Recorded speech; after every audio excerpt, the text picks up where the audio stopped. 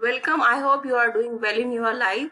सो today's point आपका topic है that is new economic reforms 1991, liberalisation, privatisation and globalisation. इसको start करने से पहले firstly I want to tell you something. If you are preparing for any exams, कोई fix syllabus के हिसाब से एग्जाम नहीं आता है। हो सकता है जैसे हम जेकेएसएसबी का सब इंस्पेक्टर या बाकी एग्जाम्स का एक सिलेबस देखते हैं कि इसमें डिवाइडेड 10 मार्क्स है, इसमें डिवाइडेड 10 मार्क्स है, इसमें डिवाइडेड 10 मार्क्स है। बट एग्जाम अब बहुत कंसेप्चुअल बेसिस आता है। आप जितनी चीजें रट लो, जितना ज्यादा क्रैम करो, that doesn't make any sense. Because जब तक आपको चीजें कोरिलेट करना नहीं आती है, जब तक लाइफ में आपको उसको रिलेट करना नहीं आता है, आप एग्जाम क्वालिफाई नहीं कर सकते। और अगर रट के एग्जाम क्वालिफाई कर भी लेते हो तो आई डोंट थिंक सो कि आप लाइफ में आगे क्या करोगे। जब आपसे कोई सवाल पूछेगा या आपसे कोई भी चीज एक कॉमन सेंस वाली भी पूछ लेगा, वो आपको नहीं आती है, तो क्रैम के बेसिस पे आप लाइफ में अगर जॉब हासिल कर भी लेते हो तो उसका क्या करोगे, that I really don't know. So let's get started. हमारा आज का टॉपिक है that is new economic reforms 1991। Liberalisation को समझेंगे, प्राइवेटाइजेशन को समझेंगे और ग्लोबलाइजेशन क्या होता है, हम इन वर्ड्स को समझेंगे। सबसे पहले इकोनॉमिक रिफॉर्म्स लाने की जरूरत क्यों पड़ी? देखो, एट द टाइम ऑफ हमारा कॉन्स्टिट्यूशन फ्रेम हुआ, एट द टाइम हमारा देश आजाद हुआ, वी डिसाइडेड कि हम एक मिक्स्ड इकोनॉमी लेके चलेंगे जहाँ पे प्राइवेट भी रहेगा और जहाँ पे गवर्नमेंट भी रहेगा, सो दैट ना तो प्राइवेट में बहुत ज्यादा इन्फ्लुएंस हो ना तो गवर्नमेंट का। लेकिन एज वी कैन सी, जैसे जैसे चीजें आगे चलती गई, हमारा बहुत ज्यादा जो सेक्टर है वो गवर्नमेंट ओरिएंटेड हो गया, जिसको हम लाइसेंस के बेसिस पे भी गवर्नमेंट बोलेंगे कि जिसके पास लाइसेंस था वो अपना जो फैक्ट्री है या बाकी चीजें है वो कर सकता था और कोई इंसान नहीं कर पाता था। उसकी वजह से क्या एक लूप होल्स आए, उसकी वजह से क्या एक कॉन्सिक्वेंसेस बुरे आए, दैट इज कि हमारी जो इकोनॉमी थी वो स्टैग्नेंट हो गई। स्टैग्नेट होने का मतलब कि हमारा ऑब्वियस सी बात है एक्सपोर्ट था नहीं, हम सिर्फ बाहर से क्या करते थे, चीजें इंपोर्ट। और वो एक ऑब्वियस सी बात है किसी भी इकोनॉमी के लिए, जो भी इकोनॉमी एक्सपोर्ट ज्यादा करती है उसकी इकोनॉमी डेफिनेटली ज्यादा ग्रो करती है, और जो भी कंट्री इंपोर्ट ज्यादा करती है उसकी कंट्री में उतना ज्यादा एक्सप्लोर चीजें नहीं हो पाती है। So LPG that is liberalisation, privatisation, globalisation initiate किया था इंडिया ने 1991 में of the country policies with the goal of making economy more market and service oriented.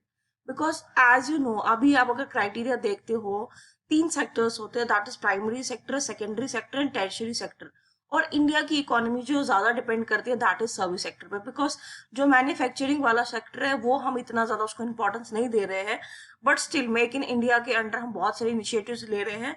But अगर पहले देखा जाए तो हमारा सीधे प्राइमरी टू टर्शरी वो एक जंप करता था। बीच का जो मैन्युफैक्चरिंग है, जो आपको सेकेंडरी है, वो इंडिया में कभी भी इतना ज्यादा सक्सेसफुली नहीं हो पाया जैसे चाइना में होता है। आप चाइना को देखो, वो हर चीज की मैन्युफैक्चरिंग कर रहा है, हर चीज का उसने अपने वहां पे प्लांट लगाया है कि ये भी है वो भी है वैसा है। तो वो क्या करता है, ज्यादा चीजें एक्सपोर्ट करता है, इंपोर्ट नहीं करता, इसलिए उसकी जो इकोनॉमी है वो ग्रो कर रही है। बट हमारी इकोनॉमी उस टाइम पे बहुत ज्यादा स्टैग्नेंट हो गई थी। अब कुछ वर्ड्स है जो इस टर्म्स को रिलेटेड है, दैट इज लिबरलाइजेशन। लिबरलाइजेशन में वेरी सिंपल टर्म होता क्या है, जब हम फ्लेक्सिबिलिटीज करते हैं। लिबरलिज्म जो है आपका, लिबरलाइजेशन एक वर्ड से लिया गया है, दैट इज जॉन लॉक से। जॉन लॉक लिबरलिज्म की बात करते हैं, एडमंड स्मिथ लिबरलाइजेशन की बात करते हैं। वो लोग मानते हैं कि गवर्नमेंट सेल्फ रेगुलेटरी होती है, एक कोई भी इकोनॉमी सेल्फ रेगुलेटरी होती है, वो अपने हिसाब से चीजें मेंटेन करती है।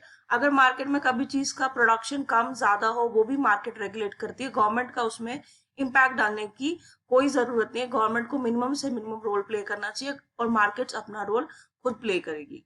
देन प्राइवेटाइजेशन, ऑब्वियस सी बात है, हमारे यहाँ पे मिक्सड था और मिक्सड में भी हमारे यहाँ पे गवर्नमेंट ओनरशिप ज्यादा थी।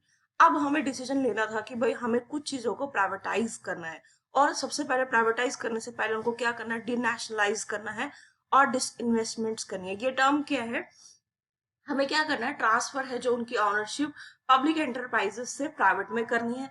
दूसरा डिसइन्वेस्टमेंट करनी है कि mean sale of equity of public enterprise to private capital. हम जो भी वो प्रॉपर्टी है उसको भी सेल करेंगे, किसको, प्राइवेट कैपिटल को।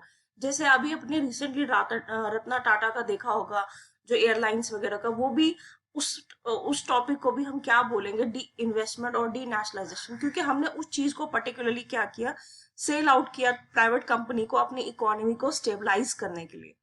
Then the last term is that is globalisation. Globalisation बहुत सिंपल टर्म है। आज के टाइम पे we share the same technology, we share the same things, वो इंडिया में भी अवेलेबल वैसी है, वर्ल्ड में भी वैसी है, हर जगह पे वैसी है। अब जो बैरियर्स थे स्टेट नेशन के वो कम से कम हो रहे हैं, हम सभी एक ग्लोबल वर्ल्ड में कनेक्ट हो रहे हैं, जिसको हम ग्लोबल विलेज कहते हैं, जहाँ पे एक दूसरे की जो डिपेंडेंसी है वो बढ़ चुकी है। हम एक दूसरे के साथ ट्रेड कर रहे हैं, हम एक दूसरे के साथ चीजें एक्सपोर्ट इंपोर्ट कर रहे हैं, हमारी आइडियोलॉजी से एक दूसरे को इन्फ्लुएंस करती है। वेस्ट में कोई चीज हो रही है वो हमें इंस्टाग्राम, फेसबुक, यूट्यूब, हर जगह से हम एक दूसरे के साथ कनेक्टेड है। चाहे आप वो सोशल मीडिया के हिसाब से लगा लो, चाहे वो टेक्नोलॉजी के हिसाब से लगा लो, किसी भी चीज में हम आज के एरा में हर कोई एक दूसरे के साथ क्या है, कनेक्टेड है। And specially due to internet definitely हम लोग एक दूसरे के साथ कनेक्ट हो जाते हैं, चाहे वो टेक्नोलॉजी में हो, चाहे वो आइडियोलॉजीज में हो, चाहे वो कोई भी ऐसी चीज हो। जैसे कोविड-19 था, डिफरेंट डिफरेंट इन्वेंशन हुए, डिफरेंट डिफरेंट डिस्कवरीज हुए कि कैसे चीजें हैंडल करनी है, वो भी ग्लोबली आप उसका भी एक देख सकते हो कि कोविड-19 का भी ग्लोबली इम्पैक्ट पड़ा। बिकॉज हम लोग इतने ज्यादा आपस में कनेक्टेड है, इतना एक दूसरे के साथ ट्रेड करते हैं, एक दूसरे के साथ इतना ज्यादा विजिट करते हैं, एक दूसरे की कंट्रीज में इतना इन्वॉल्व अप है कि हम अब वो कन्फाइंड टू एक पर्टिकुलर स्टेट या पर्टिकुलर डिस्ट्रिक्ट या पर्टिकुलर जगह से नहीं है, या पर्टिकुलर कंट्री से नहीं है। हमारी जितनी भी चीजें हैं, चाहे वो मीन्स ऑफ कम्युनिकेशन की वजह से हो, ट्रांसपोर्ट की वजह से हो, ट्रेड की वजह से हो, हम एक दूसरे के साथ डेफिनेटली कनेक्टेड हो चुके हैं। अब कुछ रीजन सबसे पहले देखेंगे कि हमें ये सब क्यों लेने पड़े स्टेप्स। हमारी एक स्टैग्नेट होती है, रुकी हुई ग्रोथ थी, दैट इज 3.5 से लेके हमारी 1.3 पे आ गई, पहला। दूसरा, कुछ ही ऐसी जो थी हमारे पास प्राइवेट ऑर्गेनाइजेशंस, गवर्नमेंट की जो थी उस टाइम पे वर्क कर रही थी आपका, उनके पास 4 to 5 लाइसेंसेस थे स्टील, पावर एंड कम्युनिकेशन में, ये भी एक drawback. Then state owned enterprise made losses. अब जो स्टेट उसको, क्योंकि पता है कि भाई अभी गवर्नमेंट है, उसकी वजह से क्या हो रहा है, वो ग्रेट लॉस पे आ रही है, क्योंकि वहां पे मोनोपोली हो रही है किसी स्टेट ऑनरशिप की, जिसको हम बोलते हैं, जिस टर्म को हम डिफाइन करते हैं लाइसेंस राज। इसको हम क्या बोलते हैं इस टर्म को, ये आ जाता है कि क्यों लाइसेंस राज ही हो सकता है, आपको इसमें से सिर्फ लाइसेंस राज ही है, तो हम इस टर्म को क्या बोलेंगे, लाइसेंस राज बोलेंगे। इस पूरे टॉपिक में आपको लाइसेंस राज हमेशा वर्ड यूज रखना है, बिकॉज मे बी आपसे एग्जामिनर कुछ नहीं पूछेगा, वो पूछ ही लेगा इस टर्म को कि उस टर्म को क्या बोलते हो। इस टर्म के साथ साथ वो पुलिस राज लगा देते हैं, तो आपको वहां पे पुलिस राज नहीं, लाइसेंस राज मार करके आना है। अभी एज वी नो कि डॉक्टर मनमोहन सिंह उस टाइम पे क्या थे, फाइनेंस मिनिस्टर थे, एंड पीवी नरसिम्हा राव हमारे क्या थे उस टाइम पे, प्राइम मिनिस्टर थे। अब इन लोगों ने कहा नहीं, अब ऐसी स्टैग्नेट, ऐसी सिचुएशन में हमें क्या करना है, हमने अपनी इकोनॉमी को ओपन करना है, इसको एक फ्री हैंड देना है, इसको थोड़ा सा प्राइवेट लिबरलाइजेशन, प्राइवेटाइजेशन, ग्लोबलाइजेशन की तरफ ध्यान देना है। और ये सब चीजें क्यों हुई, क्योंकि हम लोगों ने लोन मांगा था आईएमएफ से, इंटरनेशनल मॉनेटरी फंड, और वो लोग तो भाई पत्ता खेलते। उन लोगों ने कहा अगर हम आपकी हेल्प एटलीस्ट एक ही कंडीशन पे करेंगे, अगर आप अपनी मार्केट को फ्री करेंगे, आप कंसेप्ट लेके आएंगे लिबरलाइजेशन का, प्राइवेटाइजेशन का एंड ग्लोबलाइजेशन का, ओनली देन हम आपकी क्या करेंगे, हेल्प करेंगे। आईएमएफ, इंटरनेशनल मॉनेटरी, ठीक है, वो क्या करेंगे, तभी हेल्प करेंगे जब हम अपनी जो इकोनॉमी है उसको फ्री हैंड देंगे, उसको फ्री छोड़ देंगे। तो हमने वेरियस मार्केट कंपनीज एंटर हुई, टेक्नोलॉजीज का स्प्रेड हुआ, डायरेक्ट इन्वेस्टमेंट्स आए फॉरेन से, और डिफरेंट डिफरेंट एम्प्लॉयमेंट जनरेशन। अब ऑब्वियसली बात है, अब फैक्ट्रीज नहीं आ रही है, नए सर्विस सेक्टर्स आ रहे हैं, नई चीजें आ रही है, नए इनोवेशन हो रही है, नई एंटरप्राइजेस स्टार्ट हो रही है, तो वर्क अपॉर्चुनिटीज भी क्या है, ओपन हो गई। अब इसके क्या थोड़े बहुत कॉन्सिक्वेंसेस से पहले देखेंगे। LPG model hit the interest of small and medium sector in the production of consumer goods. इसने उसका जो इंटरेस्ट था उसको हिट किया। 8 5 year plan during LPG policy to modernise the industrial sector through modern technology. अब आपसे हो सकता है एग्जामिनर कुछ भी नहीं पूछे, एग्जामिनर ये पूछे कि जो 8 5 year plan during LPG policy थे, और ये किस चीज को कनेक्ट करते थे, industrial sector, modern technology. India achieved growth rate of 6.78%, higher than the target of 5.6। मतलब ग्रोथ रेट तो मतलब काफी ज्यादा अच्छी है, तो उनको बेचारों को एक स्टार तो मिलना चाहिए, ये सही है। एंड दैट वाज जो आपका नीड था उस टाइम का, वो एक नीड भी थी कि हम लोगों ने ऐसा वाला करना बहुत इंपॉर्टेंट था। एक रिव्यू देती हूँ मैं आपको अगेन इस पूरे टॉपिक का, दैट इज हमने स्टार्ट किया था न्यू इकोनॉमिक रिफॉर्म्स जो हुए थे 1991 में, जिसमें हमारे पास 3 टर्म्स थी, liberalisation, privatisation and globalisation.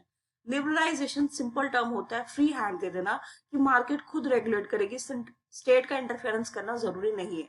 Privatisation में 2 वर्ड्स हमेशा याद रखना, denationalisation and disinvestment, कि अब हम किनको दे रहे हैं ये अथॉरिटी, हमें प्राइवेट कंपनीज को दे रहे हैं। ग्लोबलाइजेशन होता है जब हम एक दूसरे से बहुत ज्यादा इम्पैक्टेड होते हैं और जो ये ग्लोबल वर्ल्ड है बहुत बड़ा, ये ग्लोबल विलेज बन जाता है जहां पे लोग एक दूसरे से बहुत ज्यादा लेवल पे कनेक्टेड है, चाहे वो आप कम्युनिकेशन के थ्रू है, चाहे वो इंटरनेट के थ्रू है, चाहे वो ट्रांसपोर्ट एंड ट्रेड के थ्रू है। हमारी डिपेंडेंसी एक दूसरे पे बढ़ चुकी है, हम कन्फाइंड टू किसी पर्टिकुलर स्टेट नेशन से नहीं है। उसके बाद इस प्रोसेस को हम बोलते थे लाइसेंस राज, बिकॉज कुछ ही ऐसी कंपनीज थी जो बहुत मोनोपोली होती है, अपना ही दबदबा था और बहुत ज्यादा फ्रॉड्स हो रहे थे। और उस टाइम पे हमारे फाइनेंस मिनिस्टर थे डॉक्टर मनमोहन सिंह एंड हमारे प्राइम मिनिस्टर थे पीवी नरसिम्हा राव। उन लोगों ने ये इनिशिएटिव लिया कि हमें अगर कंट्री को डेवलप करना है तो हमें अपनी जो इकोनॉमी है उसको फ्री हैंड देना बहुत जरूरी है। हमने अच्छी अचीवमेंट्स की, हमने टारगेट 5.6 का रखा था बट इंडिया ने अचीव किया 6.78 का।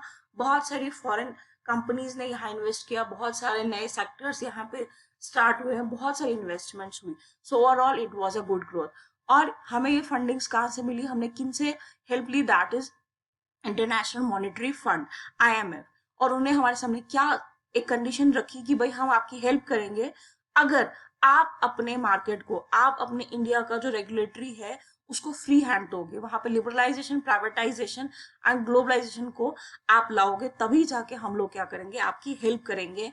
और अगर आपसे पूछ लिया जाए कि आज के टाइम पे IMF का क्या ऐसा अल्टरनेटिव आता है जो कंट्रीज को पॉलिसी चेंज करने के लिए नहीं बोलता है, that is Asian development bank, जो ब्रिक्स का। So I hope you understand this, be very careful. Paper factual नहीं आता है, फैक्चुअल पेपर अगर आएगा भी तो आपके 5 से 10 क्वेश्चन फैक्चुअल आएंगे, इट मीन्स 20 मार्क्स। बाकी जो आपका पेपर है बहुत कंसेप्चुअल आता है, चीजों को अंडरस्टैंड करो, कोरिलेट करो और ठीक है चीजों को नए वे से समझना स्टार्ट करो। बिकॉज जेके SSB या आप जो भी पेपर दे रहे हो, पेपर पैटर्न चेंज हो रहा है, पेपर फैक्चुअल अब नहीं आता है, चीजें बहुत बेसिक और बहुत स्टैंडर्ड पेपर है। वो रटा रटाया वाला जो पुराने जमाने का जमाना था वो कम हो चुका है।